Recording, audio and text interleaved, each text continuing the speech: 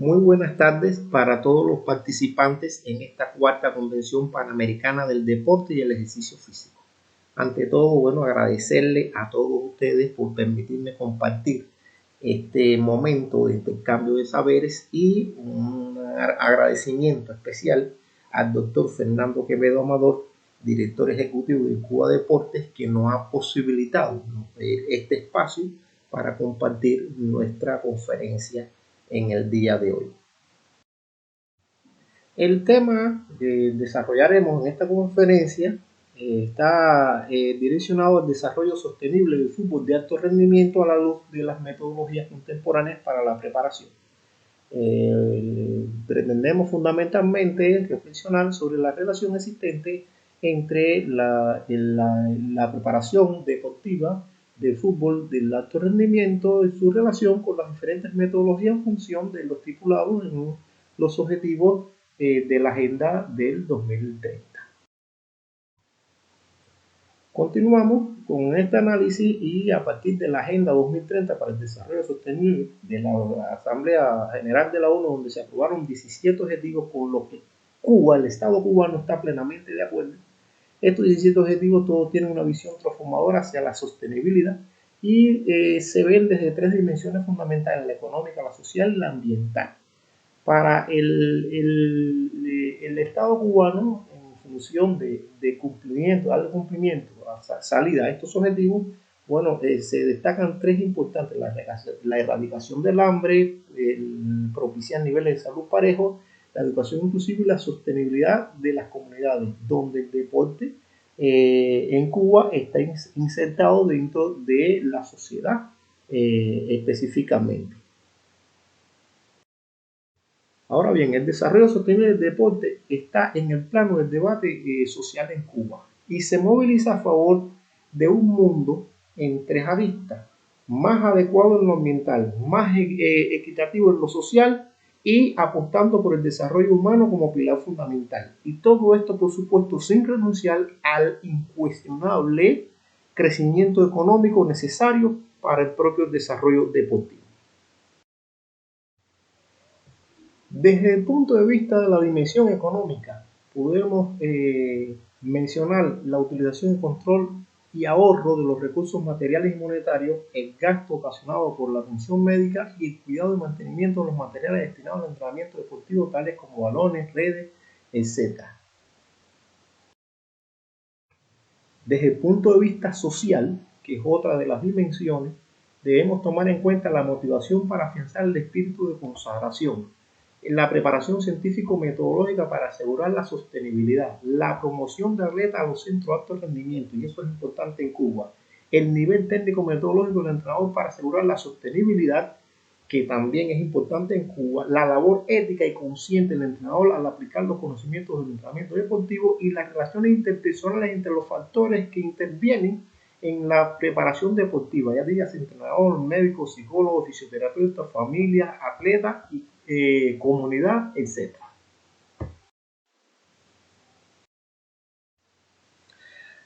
Por otra parte, en la dimensión ambiental, aquí tenemos dos aspectos fundamentales: la adecuación del entrenamiento a las condiciones atmosféricas y la limpieza y cuidado de las instalaciones deportivas. Esto es exigencia incluso dentro de las propias líneas metodológicas y las indicaciones metodológicas trazadas por nuestro sistema deportivo, en función de que el estudiante atleta, el atleta en su formación como deportista de alto rendimiento, tenga entonces unas adecuadas instalaciones deportivas desde el punto de vista del cuidado y la higiene, que puedan entonces contribuir de manera favorable a su desarrollo, así como evitar por todos los medios que las condiciones atmosféricas puedan influir negativamente en el desarrollo de este deportista. Y en este caso, estamos hablando de deportista de cualquier deporte en Cuba. En este caso estamos hablando específicamente de los futbolistas, las y los futbolistas, indistintamente. Voy a utilizar la palabra futbolista, pero implica el sexo femenino y el sexo masculino. Ahora bien, vamos a interpretar cómo opera el sistema deportivo cubano. Bueno, fundamentalmente el sistema deportivo cubano permite identificar, en primer lugar, las barreras que afectan la equidad en el ámbito deportivo, el pensamiento creador e innovador. Permite identificar mejor uso de los soportes médicos, psicológicos, nutricionales, científicos y tecnológicos, pero también permite identificar mejores prácticas para la gobernabilidad en las organizaciones deportivas, permite identificar cómo se puede lograr una mejor formación integral de los profesionales y además cómo mejorar la administración de los recursos humanos y materiales.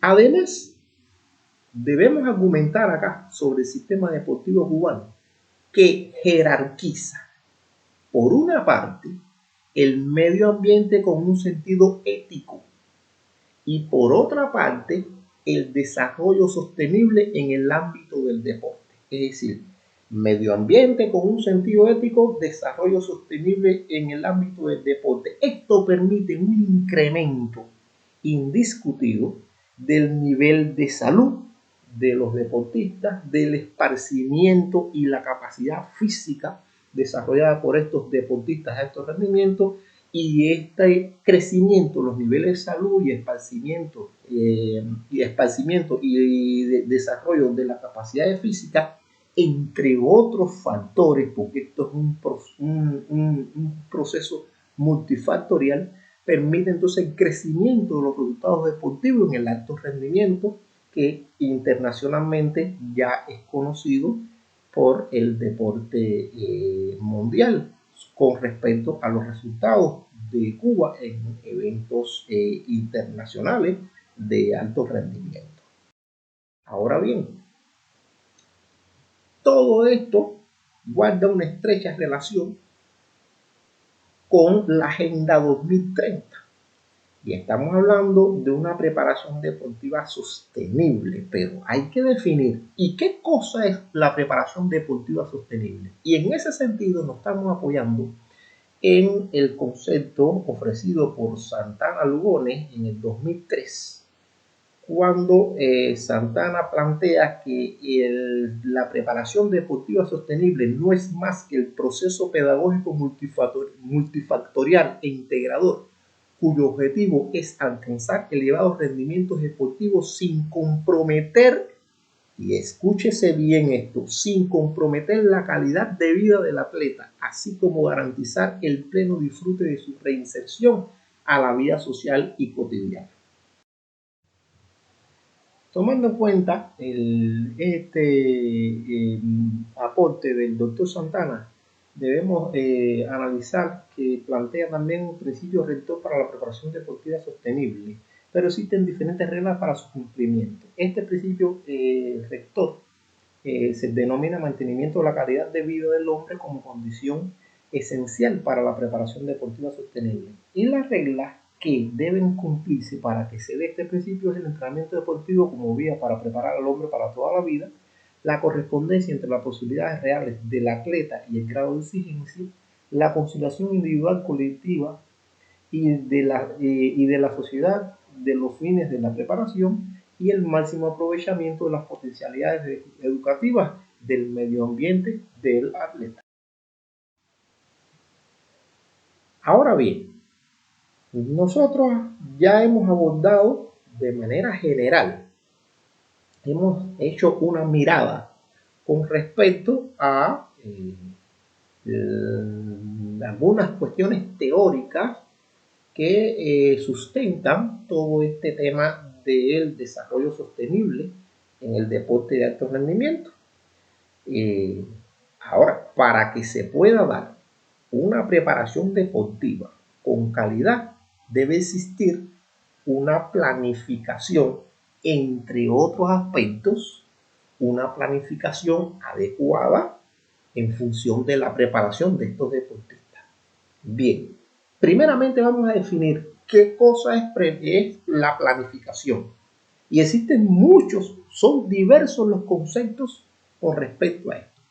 Nosotros abordaremos este concepto de planificación deportiva desde la visión de Arjol en el 2011, cuando plantea que la planificación constituye la guía que debería aumentar las probabilidades de aproximación a los objetivos pretendidos por el equipo a través de la selección, diseño y ordenación de los contenidos y su aplicación en el tiempo, considerando el entorno que lo rodea, y esto es importante en función del desarrollo sostenible, y además en este sentido adopta una forma mucho más abierta y flexible para adaptarse a la realidad cambiante de rendimiento en este deporte.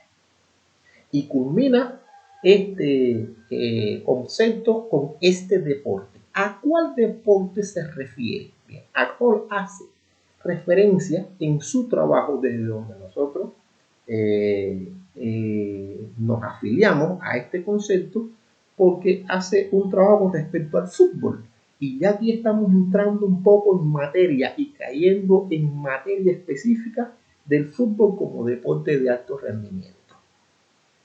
Nosotros, ahora bien, vamos a ver el fútbol como deporte de gran complejidad, y de gran complejidad por la incidencia que tiene sobre la ciencia de la complejidad y la teoría de los sistemas dinámicos complejos, que ven, por supuesto, entiende el todo como algo más que la suma de sus partes.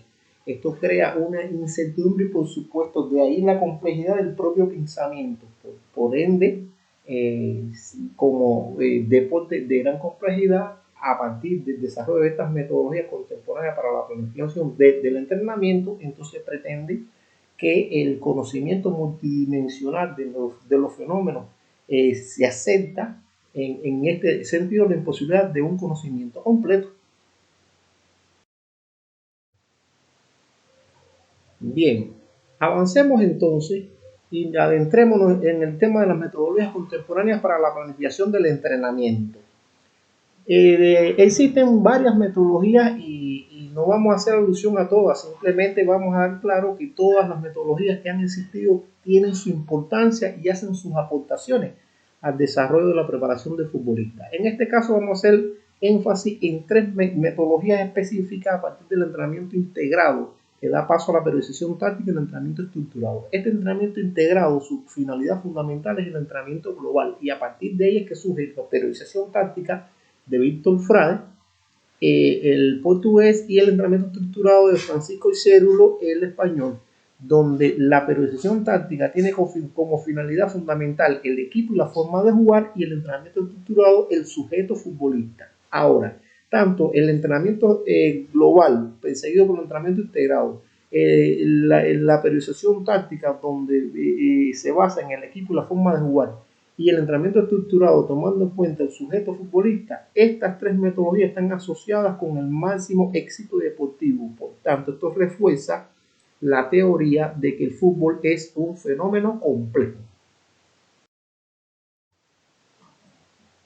Ahora bien, como ya habíamos planteado, vamos a entrar por dentro de cómo es la concepción de cada uno de estas metodologías.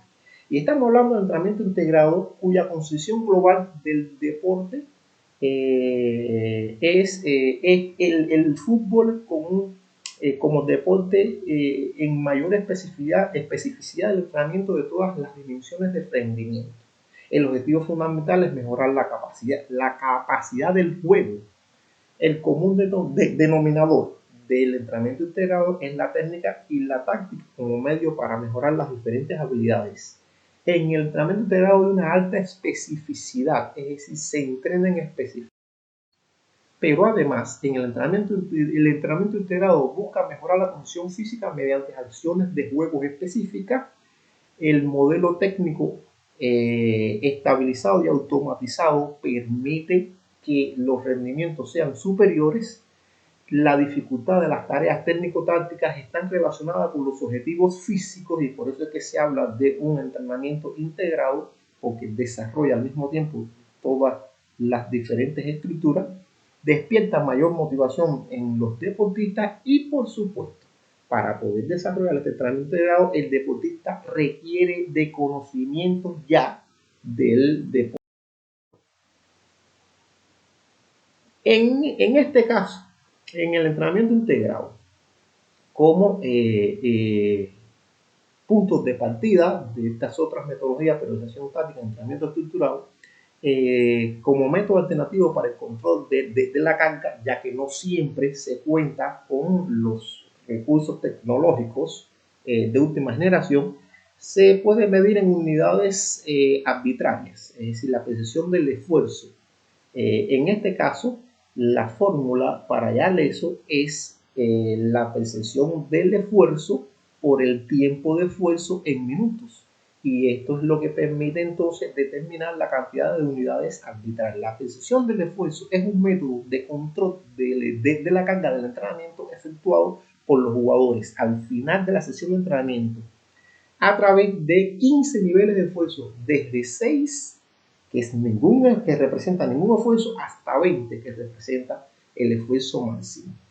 Pudiéramos abordar sobre este tema en otros espacios porque es bastante amplio y además es válido para estas otras metodologías que más adelante van a ser análisis. Ahora, el entrenamiento integrado para que se pueda dar responde a diferentes principios. Primero, el principio de integración de contexto, la integración a diferentes niveles de análisis, la integración a escala colectiva, la integración a diferentes escalas temporales, la integración no consciente, la integración y la variabilidad,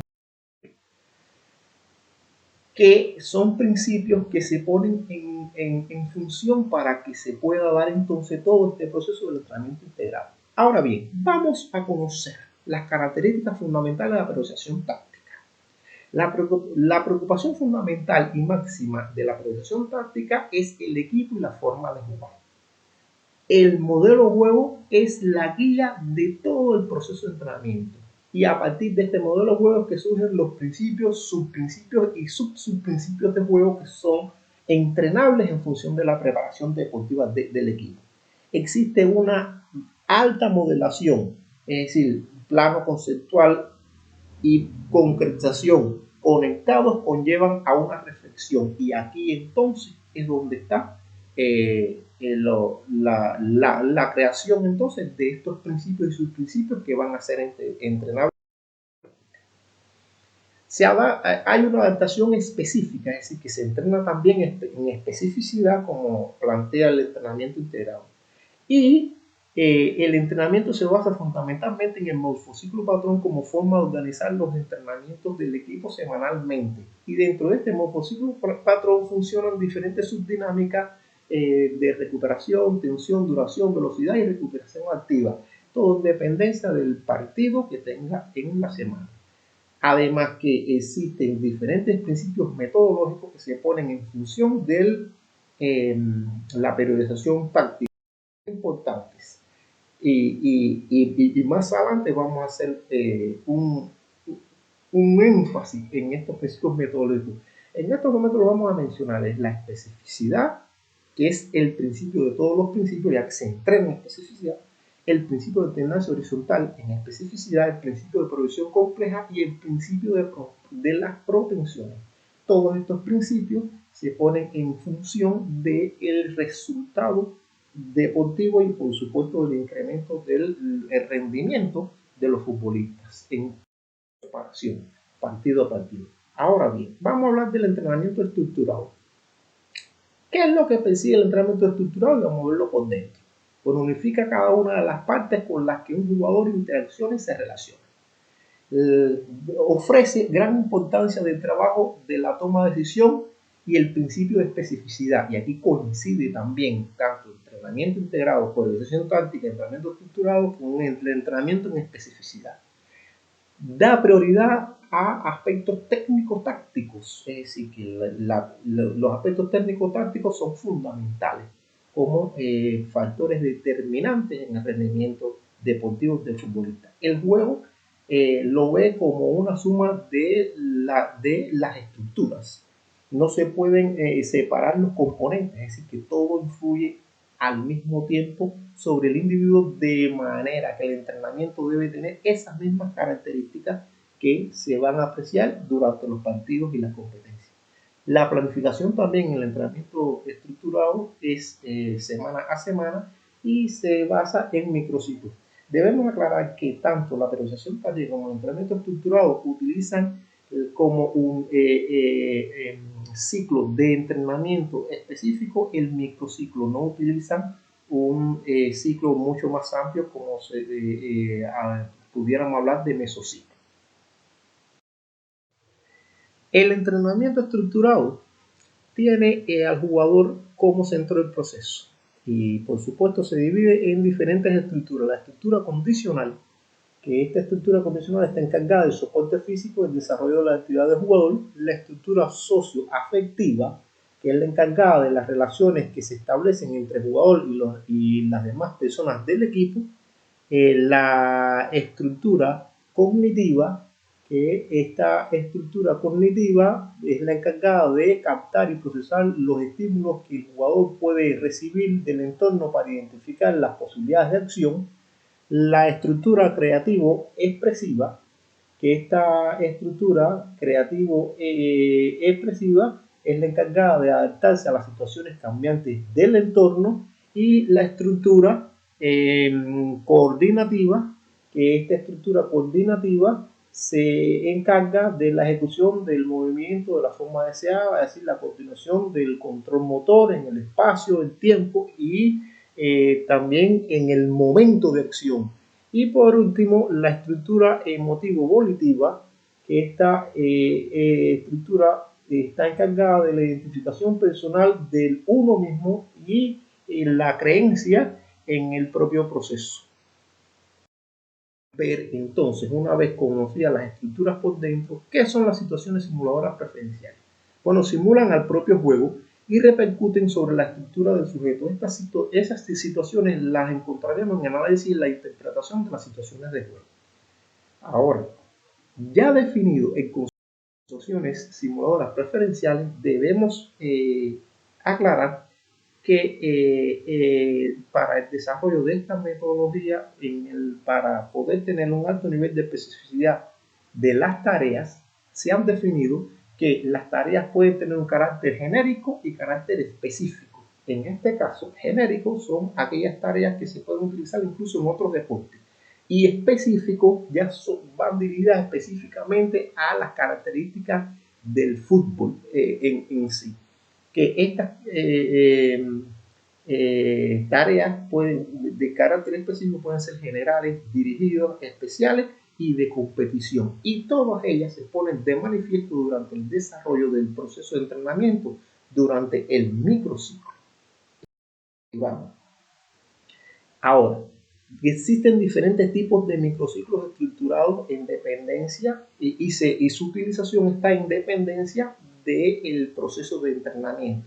Tenemos microciclos preparatorios, microciclos de transformación dirigidos, microciclos de transformación especial, microciclos de mantenimiento y microciclos de competición. Todos ellos en función de un desarrollo adecuado y sostenible en la formación de la preparación, en la formación y preparación de los futbolistas en función de su desarrollo en su nivel deportivo para ustedes.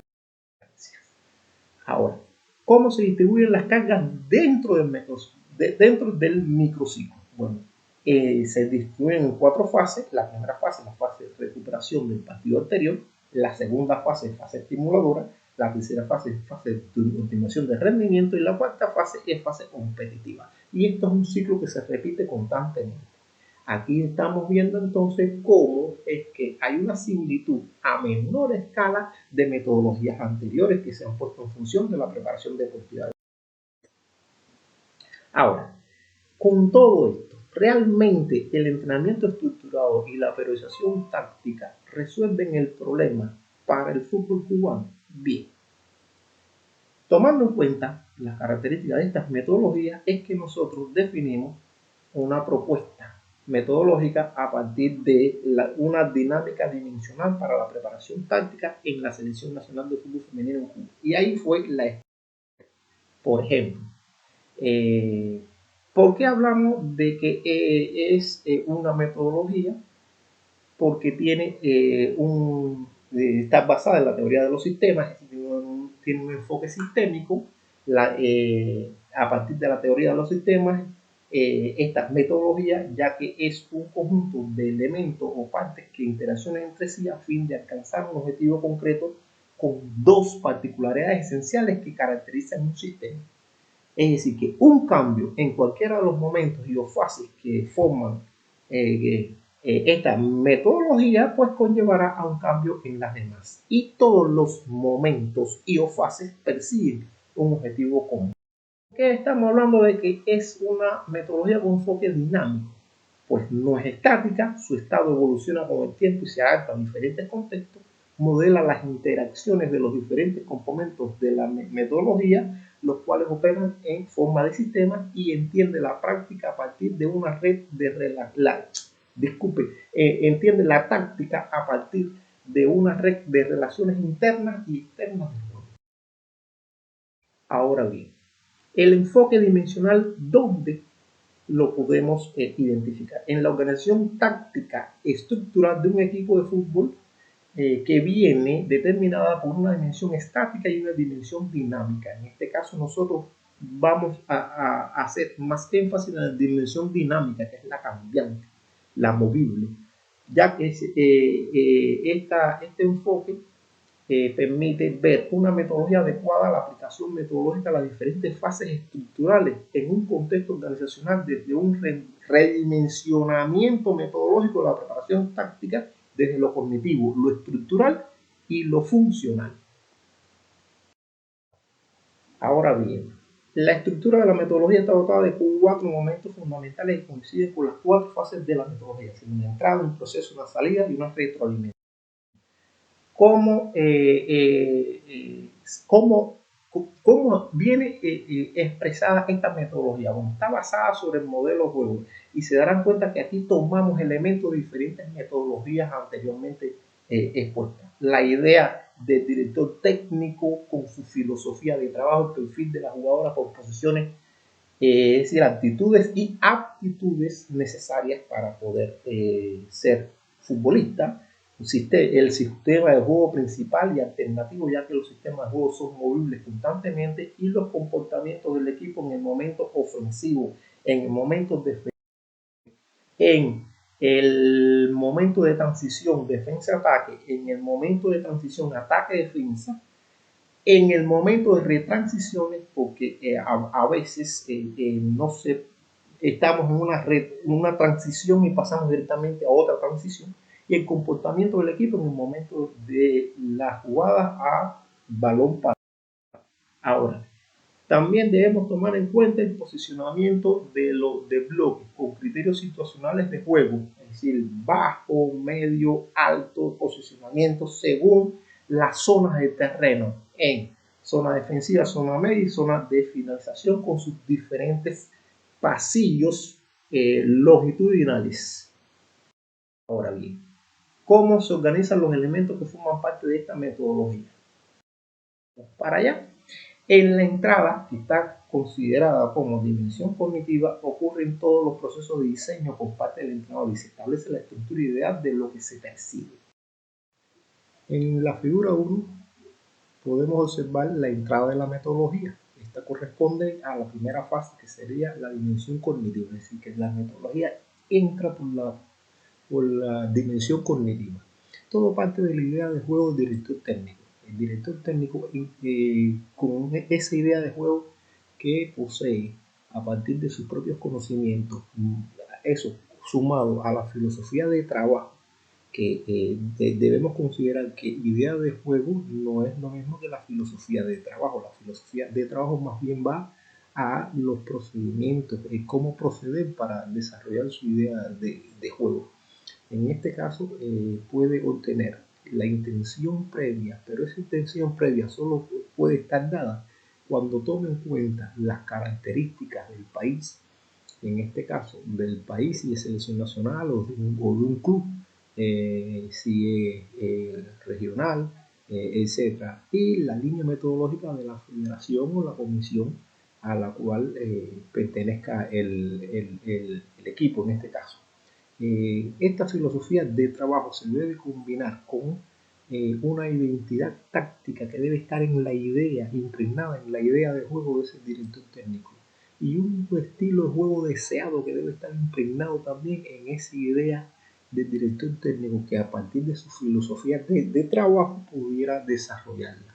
Ahora, una vez obtenida esta intención previa, a partir de ahí entonces es que se van estableciendo los elementos específicos para el modelo de juego, cuyo modelo de juego debe ser interactuado, intercambiado, de puro conocimiento de los jugadores también.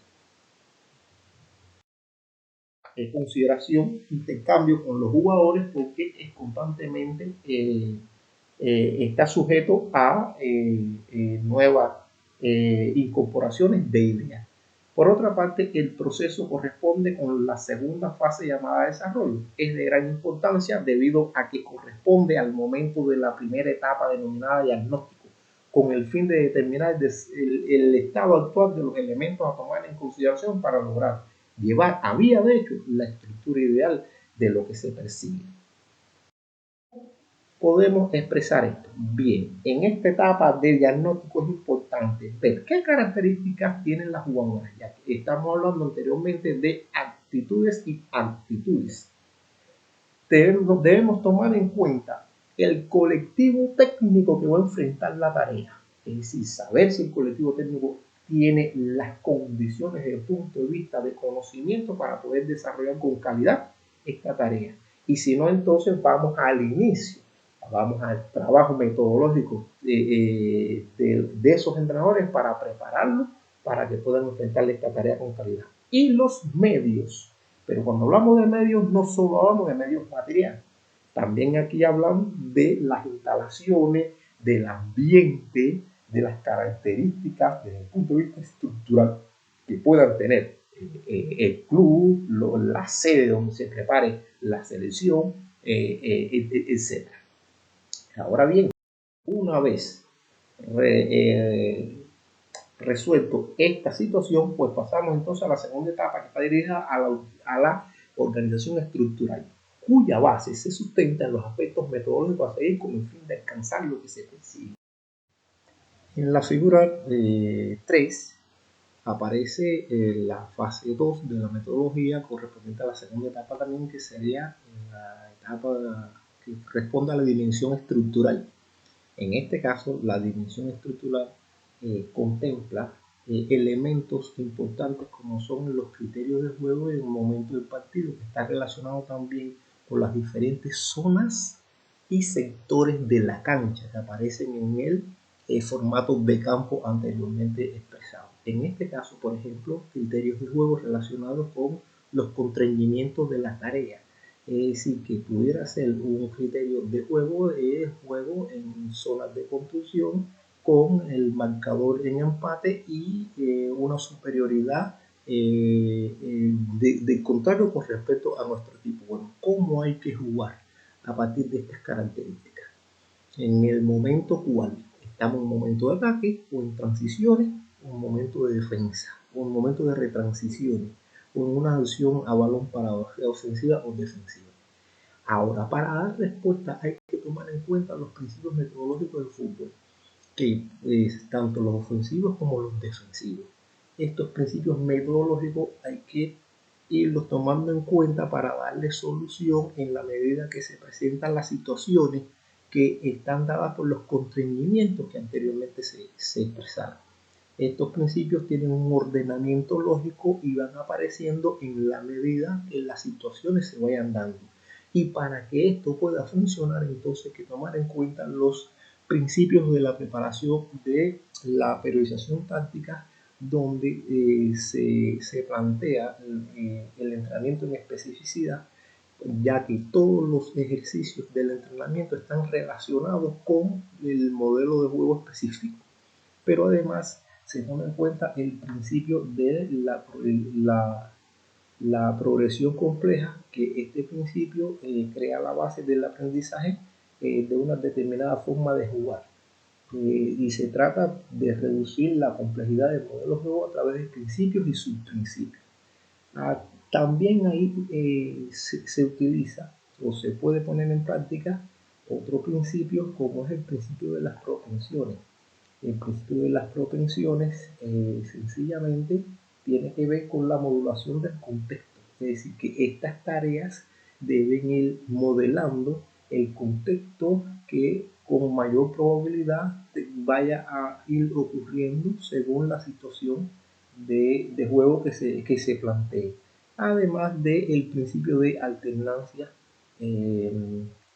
horizontal específica, que este principio resalta la presencia también del componente físico en función de los resultados, porque también se debe ir logrando una adaptabilidad a las condiciones competitivas. Y en este caso hay que tomar en cuenta, por ejemplo, el tiempo que media entre un partido y otro en una competencia, que ahí el futbolista debe lograr entonces una alternancia en los diferentes tipos de preparación desde el punto de vista físico para ir buscando una adaptación a este régimen competitivo.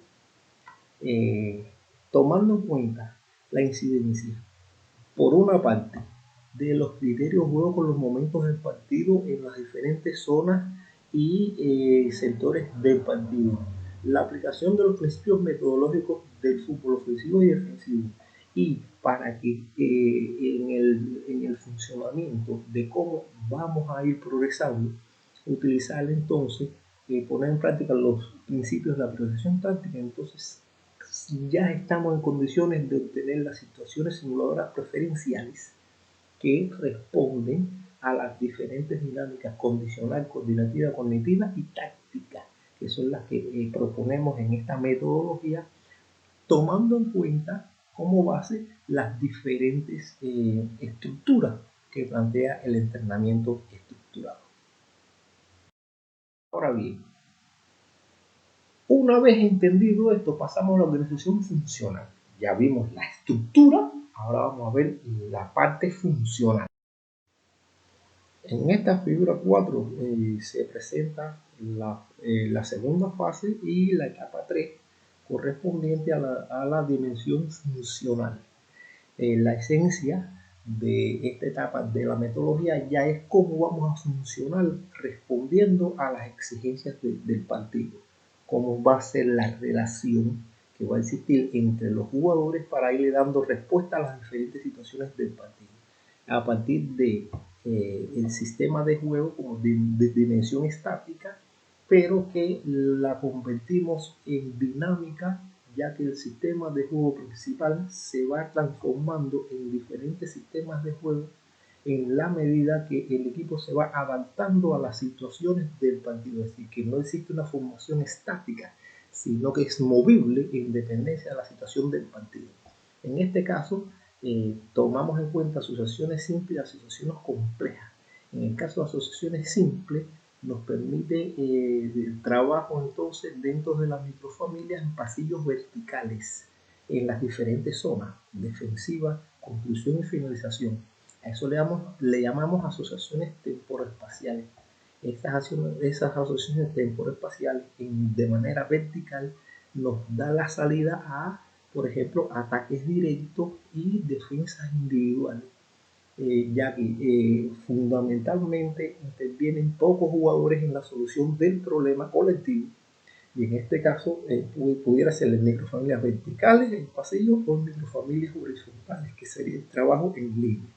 En el caso de las asociaciones complejas ya serían asociaciones donde intervienen varias microfamilias que se relacionan y resuelven las situaciones que se presentan en los diferentes sectores y zonas del terreno. Si es en los diferentes sectores, entonces sería una relación intrafamiliar.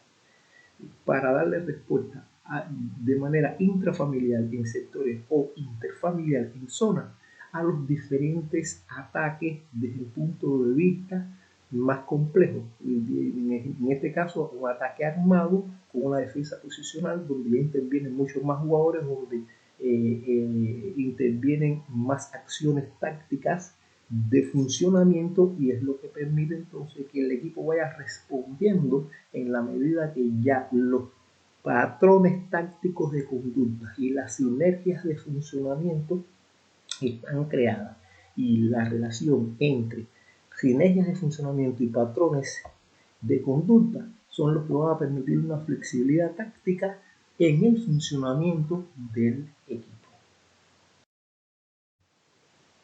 Ahora bien, la salida de la metodología corresponde a la tercera fase denominada evaluación. Aquí se realiza un análisis de los resultados obtenidos después de haber transitado a través de la metodología obteniendo un producto final, el cual estará relacionado directamente con lo que se persigue desde el inicio, que es la consecución del modelo de juego construido. Ya en la figura 5 aparece la salida de la metodología, sería la fase 3 y 4. En este caso ya sería la fase de evaluación,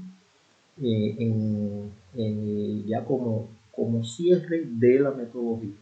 Previamente, desde la estructura cognitiva, funcional, estructural y funcional, vamos a obtener los ejercicios de entrenamiento que responden a el modelo de juego, que ese modelo de juego es la guía de todo el proceso. Es decir, que vamos a conseguir el modelo de juego en la medida que vayamos realizando las actividades y los futbolistas se vayan adueñando de estas respuestas tácticas. Esto evita que el futbolista necesite mucho tiempo de experiencia práctica para adquirir los conocimientos si previamente desde el punto de vista cognitivo, funcional y estructural y funcional puede ir ganando terreno en ese sentido y así mejorar su funcionamiento. Por tanto, cuando se obtienen todos estos ejercicios en el entrenamiento, se puede ir logrando ya para los partidos, en los partidos, durante las competencias, la identidad lograda y el estilo logrado. Por tanto, tendríamos un modelo de juego construido que por supuesto se va a continuar perfeccionando en la medida que avancen los procesos competitivos.